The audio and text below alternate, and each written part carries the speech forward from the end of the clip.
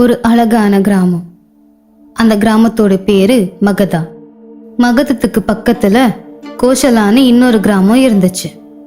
2 கிராமத்துக்கு நடுவுல ஒரு பெரிய மலை இருந்துச்சு. அடர்த்தியான காடை ஒட்டி இருந்துச்சு. மகதத்துல இருந்து கோஷலாக்கு போகணும்னாலும் கோஷலால இருந்து மகதத்துக்கு போகணும்னாலும் தோணியில ஏறி ஆத்து வழியா போறது மட்டும்தான் சுலபமான வழி.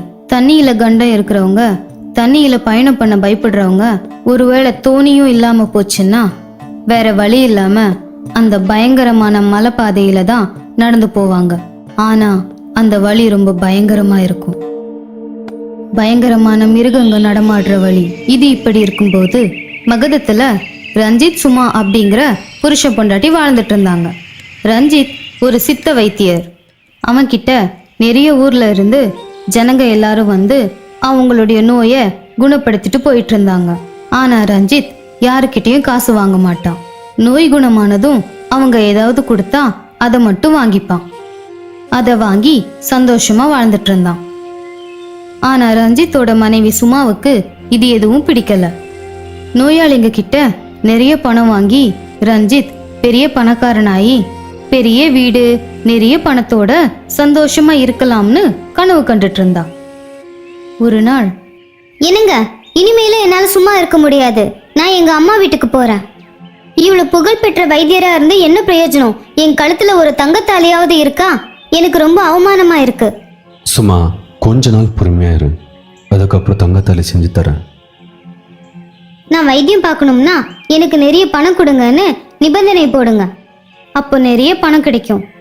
அப்ப தாலி என்ன இஷ்டப்படுறோமோ அதை வாங்கிக்கலாம்.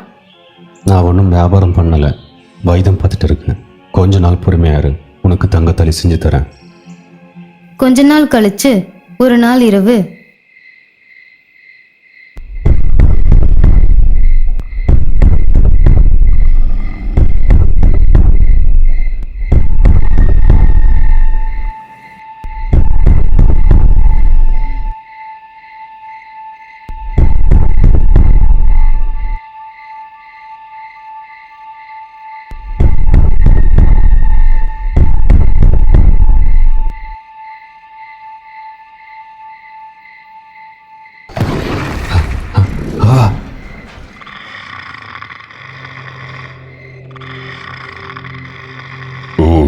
சத்தம் போடாதீங்க, நான் உங்களை ஒண்ணுமே பண்ண மாட்டேன். என்ன காப்பாத்துங்க. நான் எப்படி உன்னை காப்பாற்ற முடியும்? நீங்க ஒரு நல்ல ஆயுர்வேத மருத்துவர்னு ஜனங்க சொன்னது கேள்விப்பட்டேன். அதனால ராத்திரியில யாருக்குமே தெரியாம இங்க வந்தேன்.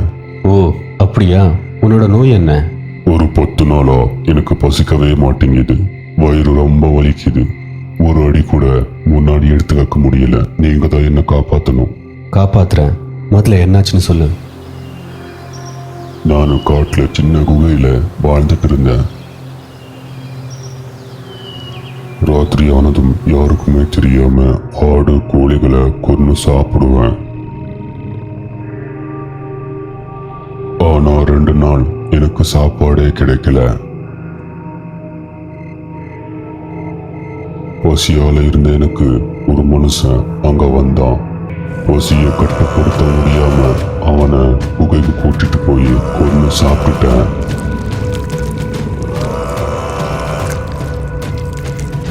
அப்ப இருந்து எனக்கு எந்த ஜந்துவோட மாம்சமும் பிடிக்கவே மாட்டேங்குது.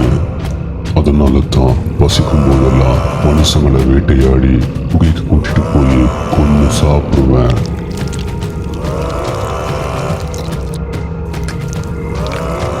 எப்போ மனுஷங்களை சாப்பிட ஆரம்பிச்சேனோ அப்ப இருந்து வயர்ல ஏதோ வலி. இப்போ சில நாட்கள்ல வலி அதிகமாயிருச்சு. நகரக்கூட முடியாத எனக்கு 2 பேரு உன்னை பத்தி பேசினத கேட்டேன். ஆமாண்டா, நிஜம்தான். எங்க மாமா 2 நாளா செத்துருவாங்கன்னு சொன்னாங்க. இவங்க ஒரே நிமிஷத்துல குணப்படுத்திட்டாங்க. ரொம்ப கைராசியான வைத்தியர் போல. அப்படியா? யார் அந்த வைத்தியரு? பேரு ரஞ்சித். கிராமத்து கடைசி வீட்டில் இருக்காங்க. அப்படி அவங்களோட பேச்சை கேட்டு நீங்க மட்டும்தான் என்ன புழக்க வைக்க முடியும்னு சொல்லி உங்ககிட்ட வந்தேன்.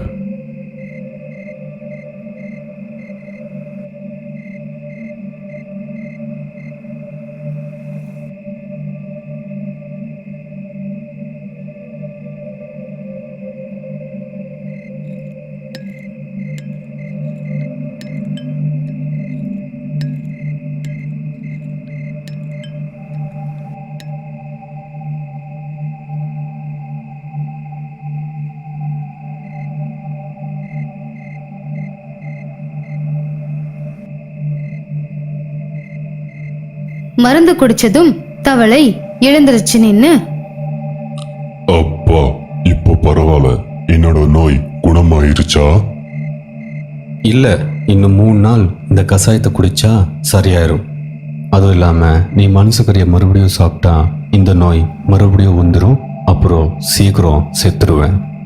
இல்ல, இனி எப்பவுமே அப்படி பண்ண மாட்டேன். சரி, அப்படின்னா நாளைக்கு இந்த நேரத்துக்கு வா. ஐயோ, அந்த தவளை என்னங்க மனுஷ அளவுக்கு பெருசா இருக்கு.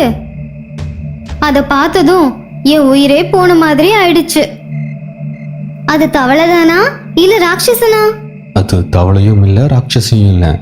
ராட்சச தவளை அப்படின்னா ஒண்ணுமே இல்லை. அது பெரிய தவளை. இந்த பாம்புல அனகொண்டா இருக்கு இல்லையா, அந்த மாதிரி. இந்த பூமியில இந்த மாதிரி விசித்திரமான ஜந்துக்கள் இருக்கிறது சகஜம். இது எங்கிருந்து தப்பிச்சு வந்துச்சோ? அத பார்த்தா சாதாரண தவளை மாதிரி தெரியல, வேற்று உலக தவளை மாதிரி இருக்கு. அந்த ராட்சச தவளையோட உயிரை காப்பாத்துறீங்க. தயவு செஞ்சு அதுகிட்டயாவது கொஞ்சம் பணம் வாங்குங்க. நான் தங்கத்துல தாலி வாங்கிக்கிறேன். அதுக்கு நல்லபடியா குணமானா அதுவே பார்த்து கொடுக்கும். அதுவும் இல்லாம அதுகிட்ட எப்படி காசு இருக்கும்? அதெல்லாம் எனக்கு தெரியாது. நீங்க கேளுங்க, இல்லைன்னா நானே கேக்குறேன் அப்படின்னு கோவமா சொல்லி உள்ள போயிட்டா. அடுத்த நாள் இரவு அந்த ராட்சச தவளை ஊர்ல எல்லாரும் தூங்குனதுக்கு அப்புறம் ரஞ்சித்தோட வீட்டு கதவை வந்து தட்டுச்சு.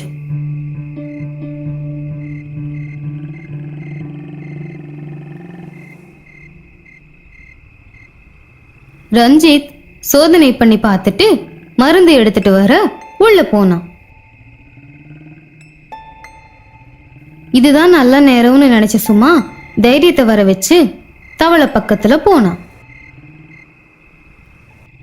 பார்த்தவளையே, என் வீட்டுக்காரு ரொம்ப கஷ்டப்பட்டு நிறைய செலவு செஞ்சு மருந்து தயாரிச்சு உனக்கு கொடுத்து உன்னை காப்பாத்துறாரு. ஆமா, அது நிஜம்தான். அதுக்கு பதிலா நான் என்ன பண்ணணும்னு சொல்லுங்க. நாங்க பட்ட கஷ்டத்துக்கு எங்களுக்கு ஒரு தங்க நகை கூட பார்க்கலாம். என்னோட குகையில நான் கொன்னு தின்ன மனுஷங்களோட காசு, நகை எல்லாமே இருக்கு.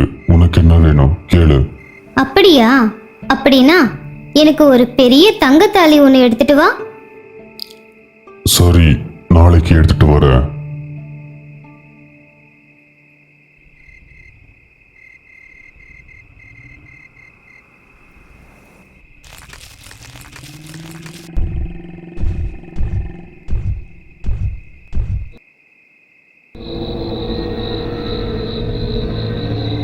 அந்த தவளை சொன்னதை கேட்டா அதுகிட்ட நிறைய பணம் இருக்கும்னு நினைக்கிறேன். நாளைக்கு அதை எப்படியாவது எடுத்துடணும் அப்படின்னு நினைச்சுக்கிட்டு தூங்கிட்டா. மறுநாள் சாயந்தரம் வீட்டுக்கு வந்த புருஷன்கிட்ட, என்னங்க, எனக்கு எங்க அம்மாவை பார்க்கணும் போல இருக்கு. நான் போயிட்டு வரட்டுமா?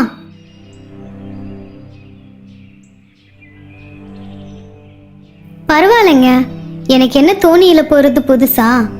நீங்க காலையில இருந்து வேலை பார்த்து ரொம்ப கஷ்டப்பட்டு வந்திருப்பீங்க. நீங்க போய் தூங்குங்க, நான் கிளம்புறேன். அப்படி சொல்லி துணிப்பை ஒன்றை எடுத்துக்கிட்டு கிளம்புனா. சும்மா துணிப்பைக்கு நடுவுல 2 நாளுக்கு பத்துற மாதிரி சாப்பாடு, தண்ணி எல்லாத்தையும் வச்சிருந்தா. அதை எடுத்துக்கிட்டு வீட்டுக்கு பின்னாடி போய் யாருக்கும் தெரியாம ஒளிஞ்சுக்கிட்டா. நடுராத்திரி ஆனதும் சொன்ன மாதிரியே ஒரு பெரிய தங்கத்தாலியை எடுத்துட்டு வந்து, இதை என்னுடைய அன்பளிப்பா உன் பொண்டாட்டி கிட்ட கொடுத்துரு அப்படின்னு சொல்லி ரஞ்சித் கொடுத்த மருந்தை குடிச்சிட்டு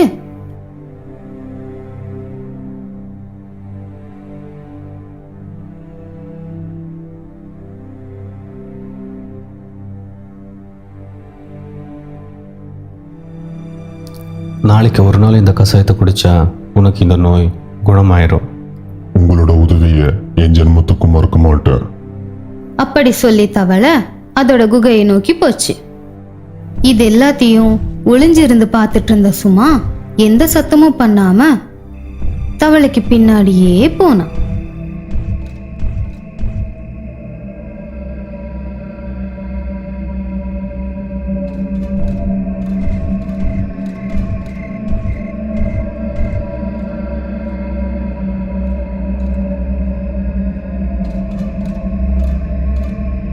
மறுநாள் சுமா எழுந்திருச்சு அவ எடுத்துட்டு வந்திருந்த சாப்பாடை சாப்பிட்டு தண்ணியை குடிச்சு இருட்டாகிற வரைக்கும் காத்துட்டு இருந்தா. நடுராத்திரி ஆனதும் ராட்சச தவளை மருந்து குடிக்கிறதுக்காக மகதத்துக்கு போச்சு.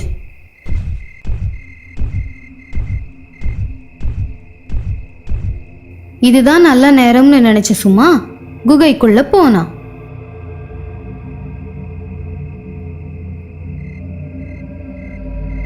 இந்த எல்லா தங்கத்தையும் நான் இப்ப வீட்டுக்கு எடுத்துட்டு போனா என் வீட்டுக்காரரு என்னை அடிச்சு அந்த எல்லா தங்கத்தையும் தவளைக்கிட்டே கொடுத்துருவாரு. ஒரு வேலை பண்றேன், இது எல்லாத்தையும் எங்க அம்மா கிட்ட கொடுத்து ஒளிச்சு வைக்க சொல்றேன். தேவைப்படும் போது கொஞ்சம் கொஞ்சமா வாங்கிக்கலாம். அப்படி நினைச்சுக்கிட்டு கோசலால இருக்கிற அவங்க அம்மா வீட்டுக்கு காட்டு வழியா போனா.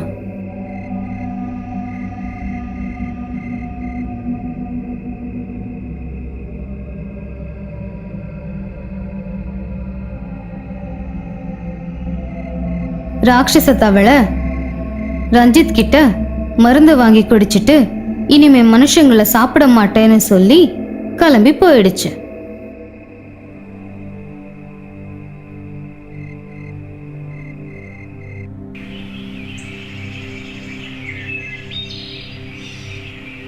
சுமா 2 நாள் கழிச்சு அம்மா வீட்டில் எல்லா பணத்தையும் வச்சுட்டு வீட்டுக்கு வந்தா. பயணம் எல்லாம் எப்படி இருந்தது சுமா? அத்தை மாமா எல்லாரும் நல்லா இருக்காங்களா? எல்லாரும் நல்லா இருக்காங்க. ஓ மறந்துட்டேன், இந்தா நீ ரொம்ப நாளாக கேட்டது. அந்த ராட்சச தவளைக்கு குணமாயிருச்சு. கேட்காமையே இது என்கிட்ட கொடுத்துச்சு. அப்படின்னு தங்கத்தாலியை சுமா கிட்ட கொடுத்தான். அந்த தங்கத்தாலி பச்சை கல்லு வச்சு ரொம்ப அழகா இருந்தது. அத கழுத்துல போட்டுட்டு அந்த ராட்சச தவளையோட குகையில இருந்த எல்லா தங்கத்தையும் விட இந்த தங்கத்தாலி ரொம்ப அழகா இருக்கு அப்படின்னு நினைச்சு ரொம்ப சந்தோஷப்பட்டா.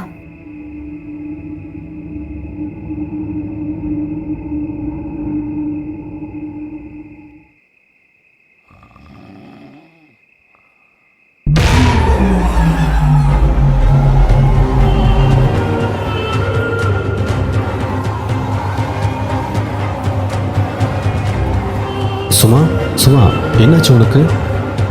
யாருடா சுமா? என் பேரு மல்லிகா.